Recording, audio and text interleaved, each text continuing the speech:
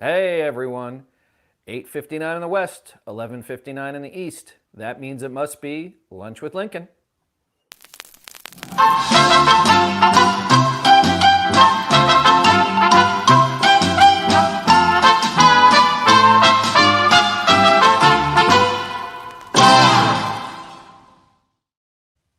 Hey everybody, good morning, good afternoon, wherever it is you happen to be. If you're in Europe, good evening. I am Reed Galen, co-founder of the Lincoln Project, your host for today for Lunch with Lincoln. Want to welcome my guest, Claire Atkin.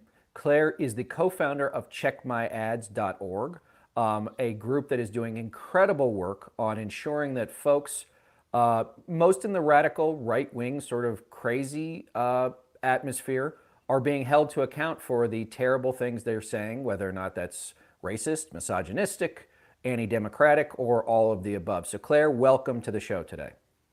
Thanks for having me, Reed. So Claire, I want to know a little bit more about the organization, but the reason why I wanted to talk to you is because, you and your group are proof that if you want to take a stand against this sort of, from our perspective anyway, ugly, anti-democratic, virulent sort of speech that is just permeating our society, at least in the U.S. today, and maybe around the world, that there are things you can do. So tell us a little bit about Check My Ads, and then I want to talk about one bad guy in particular that you guys have had some recent success against. Sure. Check My Ads is founded by Nandini Jammy and me. We're both marketers, and we are both concerned with how the ad tech industry has been funding hate speech and disinformation. We know that the rhetoric that we see that is creating fissures in our society is profitable thanks to the ad tech industry. So what we do at Check My Ads is we uncover the relationship between ad tech companies and publishers of disinformation and hate speech. All right, so for the folks out there, so you have, and we'll use our subject for today, a guy like Dan Bongino, who is producing the content. And on the other, and then in the middle, you have these ad exchanges, these ad platforms that you're talking about. And then the third part of it is, a household brand, whether or not it's a, dish soap, toothpaste, whatever it is. And so the ad exchanges go out looking for these advertisers to pay them so that they can then utilize the money, and then Dan Bongino can make money on the advertising, but doesn't necessarily ever touch the toothpaste company. Is that a layman's way of looking at it? The best way to think about it is like a stock market. So we've got advertisers on one side and publishers on the other, and then a whole bunch of ad platforms, ad exchanges in the middle, and they're bidding on, it's called real-time bidding. They're bidding on the ad slot on the publishers. And every ad exchange, every ad platform that works within this sort of black box has a terms of service or a brand safety policy, basically something that says any publisher that we have is going to be of a certain standard. We will never, for instance, work with someone who spreads violence or scapegoats a minority or deals in health disinformation. And then they bring those publishers to market, and advertisers, because of those terms of service, trust that they will be, that their ads will be placed on good publishers. Right. But of course, that's not happening. Right, and so what's happening is that in too many occasions, right, otherwise mainstream brands and advertisers are paying for this misinformation, disinformation, pipeline into society, and they may not know it. Is that right? That's absolutely right. And so tell us a little bit about how you guys go about. First of all, it sounds like this ad exchange deal is like really hard to figure out.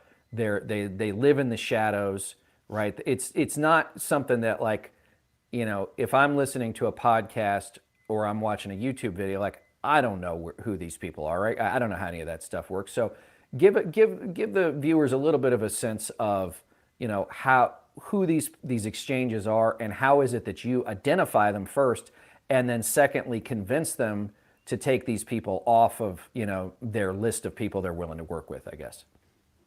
Sure. There are a number of ways that we can go in. The first and most obvious way is that we have for 2 years called our company Check My Ads. And what that means is, to marketers, go into your site list, into your campaign list, and see where you've been, because it's abnormal for advertisers to do that due diligence. So we've been asking them to do that, and sort of started a movement for advertisers to check their ads to see what hate speech and disinformation they have been funding for probably years. And then the other way is that ad exchanges have sort of a text file. We go into the text file and we understand what publishers they work with. Every publisher also has that same text file. So we do some back-end research, and we work with a number of ad tech researchers, supply chain researchers, to find out and sort of double check, triple check who is working with whom. And the kind of ad exchanges we're talking about are things like companies like Magnite or the Trade Desk or Pubmatic or GumGum, all these names that anyone outside of this industry would have no frame of reference for. Right. We do understand sort of Google ads, we do understand Facebook ads, but Facebook is not where Dan Bongino, for instance, makes his money. Mm-hmm. It's when you click on the ad and go to the website. That's what we call sort of the open web. When we click on the ad, go to the website, that's when he gets a cash out. And that's why Nandini and we focus on that, because that's where his hate bait is profitable. Right. So let's talk about Bongino and for and disappointing, disclosure, gang. Please understand that. I actually did work for Dan Bongino years ago when he was running as a moderate Republican for the United States Senate in Maryland as a recently retired Secret Service agent, coming off the President Barack and Mrs. Michelle Obama presidential detail, in which he said things like, Claire, I might disagree with them on politics, but they're two of the kindest, warmest, nicest people I've ever met. I would never say a bad word about them. We're a long way from that, obviously. I also should know he fired me, so I guess there's redemption in small things. But let's talk about him. So he has, if you look at the top 10, Facebook things, right? He's always up there. His podcast is very popular. His YouTube thing is very popular. So let's use him as the case in point. So going back to last fall, how did you guys go in to work with these groups to ensure that the kinds of things he says, were not being paid for by otherwise, legitimate advertisers? Right.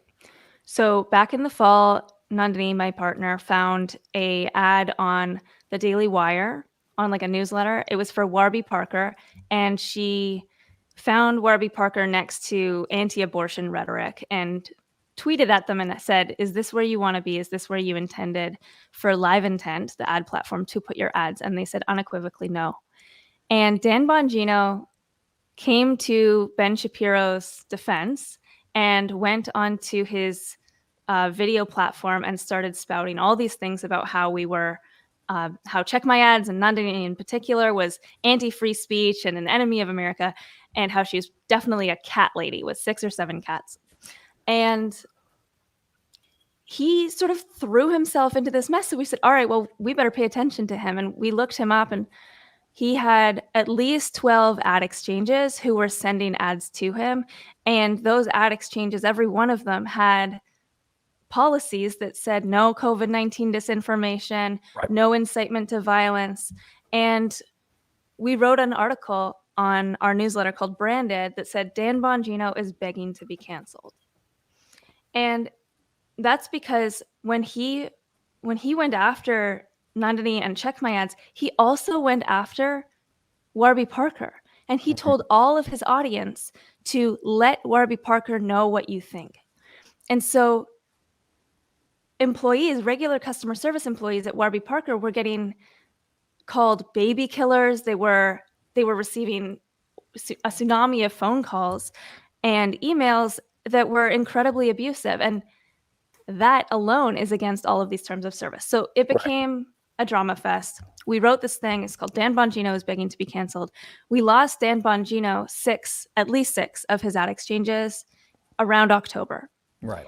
And then we launched as a nonprofit, and he was really upset about that. And then we launched on January 5th a new campaign where Dan Bongino was one of 6 insurrectionists who we identified who were still making money on the ad tech system for spreading the big lie and for inciting the insurrection of last year. Right. And that started a whole conversation internally within the ad tech world. And one of the conversations was from Google. Now, Google has been monetizing Dan Bongino for years. So has Facebook, so has Spotify, Apple Podcasts. I mean, he makes an incredible amount of money because tech platforms are not adhering to their policies. But then all of a sudden, he was booted from YouTube. He was suspended. Let's be clear, he was suspended from YouTube for a week. Right? Correct. For violating their terms of service. But that quickly became a permanent suspension because he tried to sneak around and stay on the platform without anybody knowing. But of course, it's Google, so they caught him, right?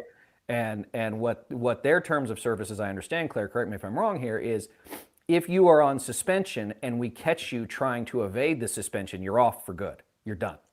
That's right. I don't think it helped that he called them communists. Right. But he's like, oh, those communists at Google, they can't cancel me. And he really went off on them and said that they were, anti-free speech and the whole thing. Because that's his grift. He wants people to go to Parler. He wants people to go to Rumble. Well, because he owns the parts of those, right? Exactly. But I mean, the other part too, though, is that, I think there was some time last year, because I believe that he might even have like a syndicated radio show, right? Like not even like the YouTube weirdness, but like a syndicated radio show where he said, like, I'm not going to get the vaccine, I'm not going to get boosted, and if they force me to do it, I'll quit. Of course, he's still on the radio, which I assume, Claire, means he's vaxxed and boosted, right? Because all these guys, number one is like hypocrite, right? But the other part too is this willingness, when they're mad, right, is they impart, violence, either direct or indirect, into their audience to do things like with Warby Parker. We saw this when DirecTV made the announcement, 2 weeks ago, that they would not re-up, their support of OAN when the contract comes to an end in April, and the OANN hosts were going, you guys dig up as much dirt on the chairman of AT&T as you can, whether or not it's sexual, personal, financial, and you send it to me, and we'll make sure, right, that they're so scared that they bring us back. It's really a zero-sum game. If I'm going to lose, you're going to lose, as opposed to, I think, a normal boycott, Claire, which is send Toyota a message. I'm not going to buy your car, Toyota, if you're going to do this. AT&T, if you're going to support this stuff, I'm going to switch my service. That is a legitimate part of civil discourse. What these guys are doing, and look, we've been part of it too, is implying either, it's either by implication or explicitly like, we want bad things to happen to you because you're not giving us what we want, right? Which is we get to say whatever we want, however we want, and yet, you're being canceled. They're communists. It's censorship. When, of course, Claire, like this is all predicated on free market capitalism, but of course, it's only free market capitalism when it works for them, not when it works against them. The bad faith publication of anything to do with these sensitive social issues is one thing, and it makes a ton of money, but then they also do incredibly dangerous things. They started by calling Nandini a cat lady. It's misogynistic, it's shitty, whatever. They have amplified to calling me a child predator. Mm-hmm. They have amplified to say that we are anti-Semitic. They say that we are also George Soros backed, which is a whole anti-Semitic conspiracy theory. Right. And 2 weeks ago, they did the scariest thing yet, and it really rocked us. They said, they implied that we had sent a SWAT team to Tim Pool's office. Mm-hmm. Tim Pool is another... Because he's one of these goons that sort of flies under the radar screen. Claire, I hadn't heard of him until last week. Right. Tim Pool is someone who makes an incredible amount of money on YouTube thanks to conversations that veer into pro-insurrection, pro-right-wing, pro disinformation around COVID. He's a grifter like many others who knows that when he says things that are alarmist, he makes more money. Right. And so And algorithms help him, right? The algorithms are helping. He is one of the 6 insurrectionists who we identified. He made a lot of money off the big lie. And he got swatted basically when someone calls a SWAT team to someone's house or place of work, and that's an incredibly illegal and dangerous thing to do. And Dan Bongino implied that we had done that, and what that did is upped the ante for potential violence against us, for potential doxing, and it was incredibly scary. Well, and I think, you know, I want to go to the tropes first, whether or not it's Nandini being a cat lady, the child predator stuff, the anti-Semitic stuff. If you read, you know, one of Tim Snyder's books or Ann Applebaum, you see this exact kind of language, Claire, is the exact kind of stuff that has been utilized and weaponized politically in places like Russia, Belarus, Eastern Europe for decades, right? The first most, you know, damaging thing you can say is, you know, your opponent is a child predator, right? And then obviously the anti-Semitism that you know is, you know, it may ebb and flow, but it's never going away. So like this is just out of a playbook, an authoritarian-ish playbook that's been around for decades, maybe hundreds of years, but certainly decades. So none of that is surprising. And again, it's all of that idea, Claire, of, you know, they're not afraid to lie. They're lying is their business, right? Lying is their stock in trade. So the idea that this guy gets swatted, y'all had nothing to do with it.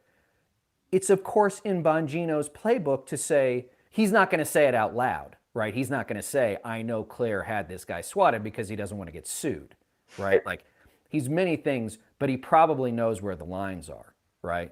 And he's probably got a bunch of lawyers saying, walk right up to this line and don't walk over it.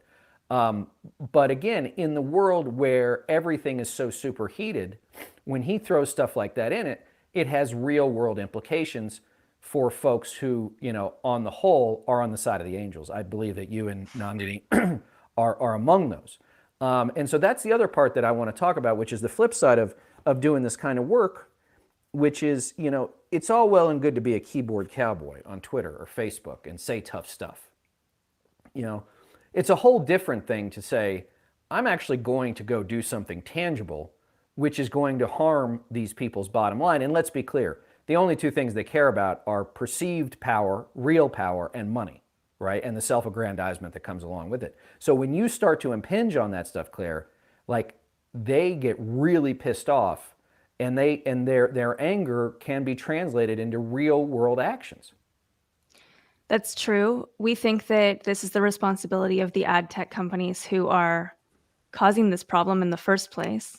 And we are just marketers who are alarmed at the lack of standards within the industry, or lack of the enforcement of the standards, because the standards, of course, technically exist. And it's very real. We believe that this work is important. We believe that this work is effective. And we know that deplatforming works. We know that demonetizing works. We've seen it again and again.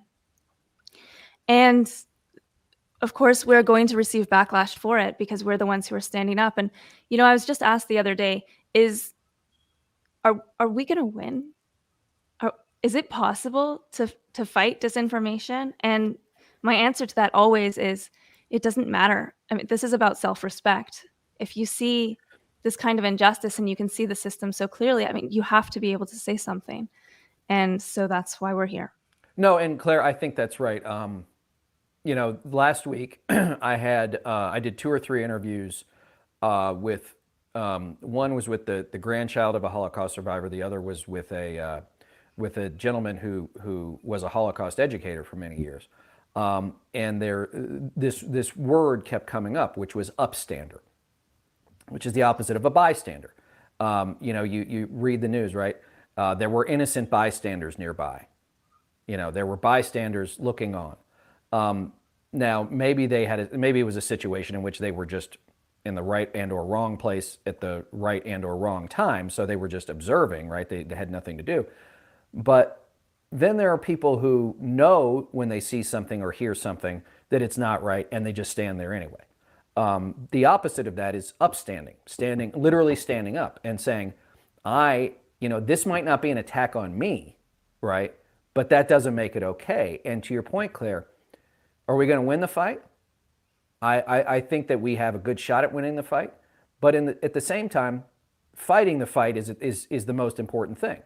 Saying, no, we're not going to sit quietly by while this happens, whether or not it's the Bonginos of the world, the Trumps of the world, all of this sort of right-wing radical ugliness that we see is sort of on the march. You have to stand up. And standing up comes with real risks. We've been through it. I know you all have been through it.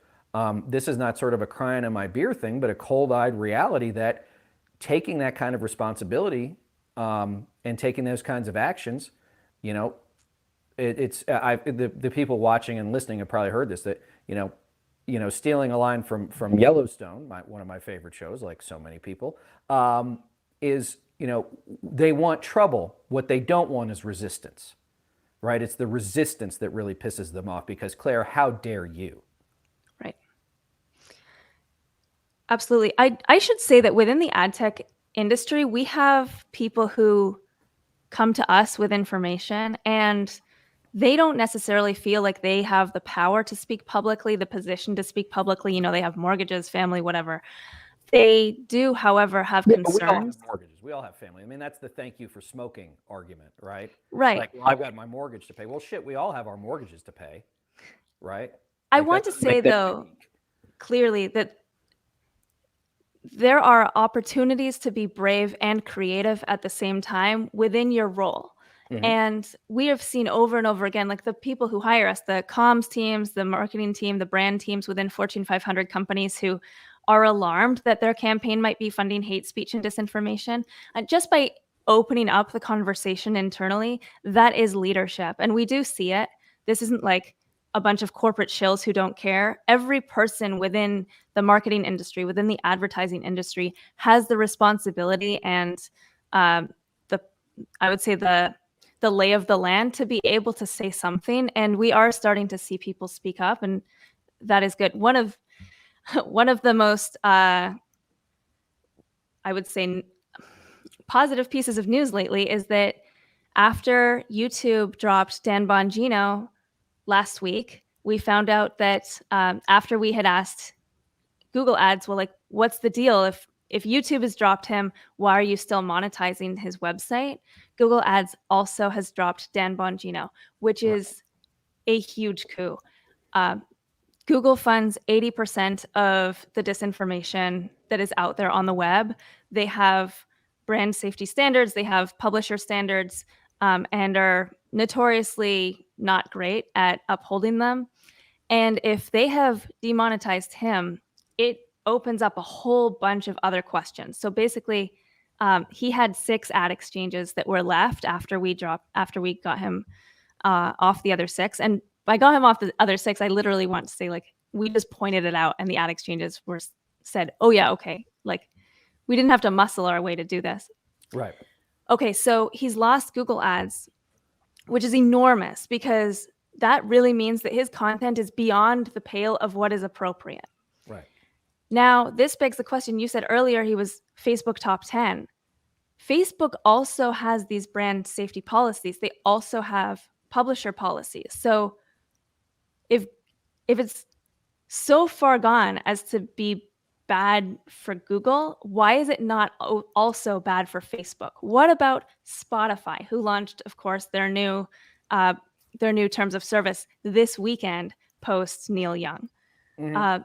What about Apple Podcasts? I mean, this begs a whole bunch of other questions. How is Dan Bongino still being platformed on all of these other platforms?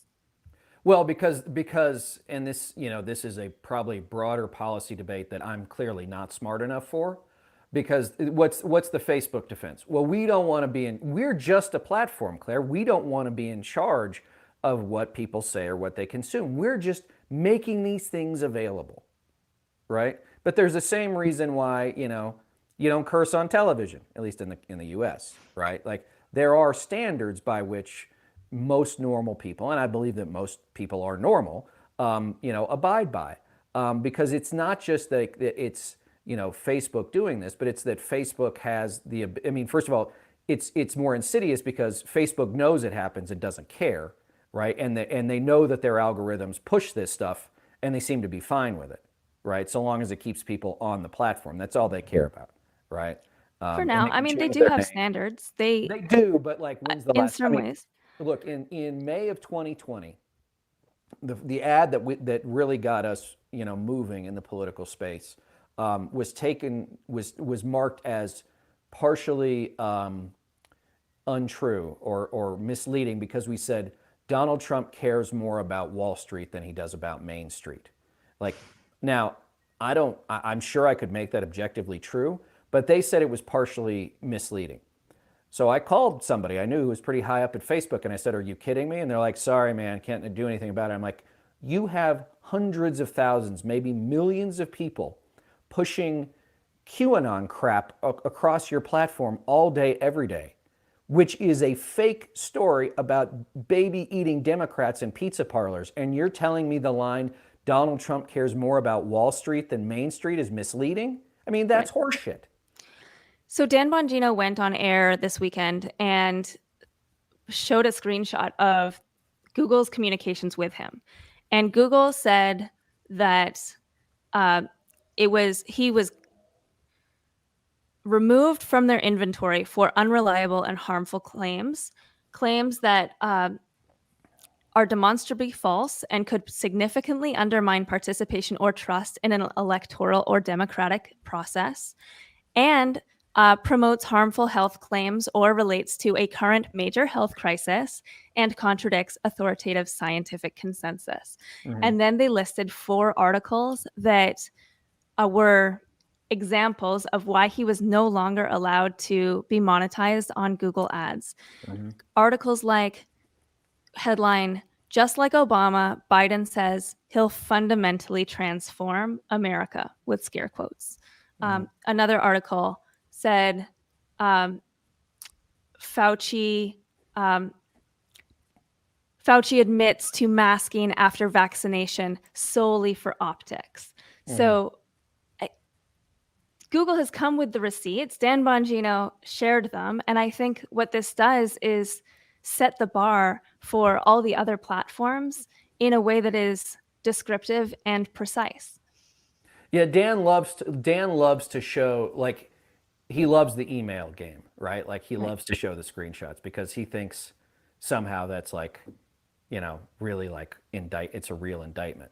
But before, we only got a couple minutes left. So you got Bongino, you got this guy Tim Pool. Who are the other sort of, notorious 6? Who are the other 4 people that you guys are taking a look at? That's right. So far, this campaign has been, in our books, an incredible success, and we would like for everyone to join us. The other people who have made an incredible amount of money off of hate speech, disinformation, and particularly the insurrection are Glenn Beck, Tucker Carlson and Fox News, Charlie Kirk, and Steve Bannon, of course, Steve Bannon. And we have already lost Charlie Kirk all his ads. We have already lost Dan Bongino all his ads. Right. He's been seemingly booted off all the other ad platforms since Google quit last week. So he's not monetized anymore. We don't know how much we've lost, but it's probably over 1 million, which is great. It reduces his power to produce even more. And we know that we can continue to take millions out of the disinformation economy, specifically to do with the insurrection this time. And we're collecting everyone who wants to join with us and write emails at checkmyads.org/J6. Well, Claire, listen, I want to thank you and Nandini for all the work you're doing. Guys, go to checkmyads.org, sign up. Claire, I can promise you this, I am on the list. Claire does not spam you, right? If she's going to email you, there's an ask or there's information that's worth taking on. The 6 people you've noted, Tucker Carlson, and I would say Bannon in particular, these are dangerous individuals to American democracy, right? I mean, Tucker's he might as well fill out a FARA, deal because he's so in the deal of the Russians. And Bannon, how many more times does he have to say out loud that he wants to tear the country down? So guys, go to checkmyads.org. Also, guys, remember that we are in the process of gathering our grassroots army for the coming election. Go to jointheunion.us. You can sign up, tell us what your skill sets are, where you are, how you want to help. Claire, I want to thank you so much for taking the time today, for all of the work you all are doing. Again, gang, go to Check My Ads, follow Claire on Twitter. We will see everybody. I'll see everybody on Monday. You'll see somebody else on Friday. Until then, everybody have a safe, healthy, and happy week.